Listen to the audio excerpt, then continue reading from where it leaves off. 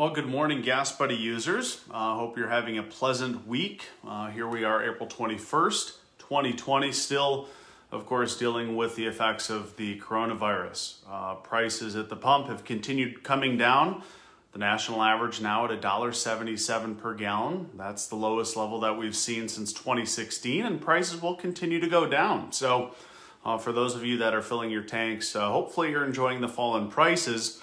Obviously, a lot has been said in recent days about oil prices yesterday falling into negative territory for the first time ever. Truly a monumental situation and a sign of the turbulent times we live in when we see something that's absolutely never happened before. Not only did oil prices drop to their lowest level ever, but then they went into negative territory, which nobody has lived through just yet.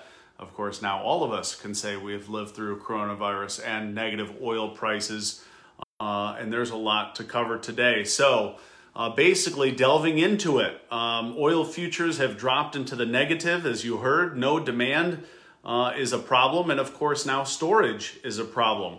That's the big reason behind why oil prices yesterday fell into negative territory.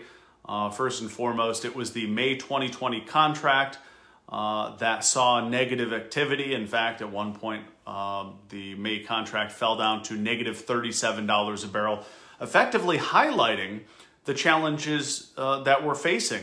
Basically, no storage ability. These contracts represent 1,000 barrels of physical delivery, meaning if you hold a contract for May 2020, you have to take 1,000 barrels or you have agreed to take 1,000 barrels of crude oil at delivery at the Cushing, Oklahoma NYMEX delivery point. So what happened is basically if you have a contract for physical delivery and you have nowhere to put it, well, you have to sell that contract to somebody else. You have to take the oil that you agreed to, and that's why we saw prices yesterday going into the negative territory, because apparently some traders did not have room to accept that 1,000 barrels of crude oil that they had purchased. So essentially you saw people paying people to take away the oil that they had essentially purchased. So truly unprecedented times.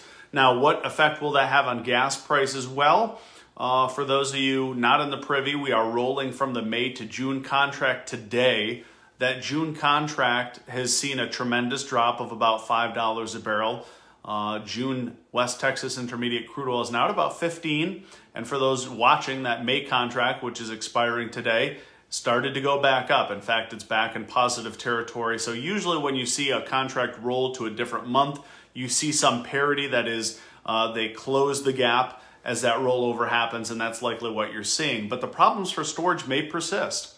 Unfortunately, it does not mean that we are going to get paid to fill up. Unfortunately not. Wouldn't that be one of those just unthinkable days? I can't even think about it. Somebody paying to fill you up, but that will not happen. So unfortunately, it's going to continue meaning lower prices. I should say, fortunately, lower prices. So again, if you're not in a rush to fill your tank, it's kind of the agenda. The same thing I've been repeating for the last few weeks. If you don't need gas, don't get it, because it'll keep coming down in price. That's the situation here. So again, oil went into the negative. Once we roll to that new contract, that June 2020 contract today, will be back in the positive, at least for the time being.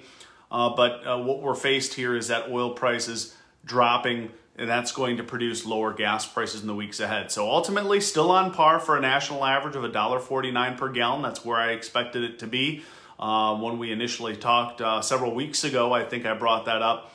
But we could see the national average go down about 30 cents a gallon over the next few weeks. So lower oil prices are paving the way for lower gas prices in the weeks ahead. But keep an eye on that new June contract. If you suddenly see oil prices not in the negative, it's not going to mean gas prices are going to spike. Gas prices aren't going to go down into negatives, but they're not going to spike either on either side of this. So there's a lot of complexities in the future market to navigate. But overall, I think the take home here is that gas prices will drift lower as a result of ultra low oil prices. Moving on, we covered why it happened, because storage is a problem for May. That's a problem, like I said, it could linger into June. So watch June's contract as well. You may see it go down in price. What does it mean for gas prices in the near term? Like I said, they'll continue to go down, at least in most areas. the prices that will go down the most are the prices that remain the highest. So California, the West Coast, Oregon, Washington, Nevada, Arizona, you'll see prices come down the most because prices are still so high, whereas stations that are 99 cents in 18 states now probably won't have prices to continue going down in the weeks ahead, so don't be in a rush to fill your tank. What does it mean for gas prices this summer? Well, ultimately, prices will remain lower for longer.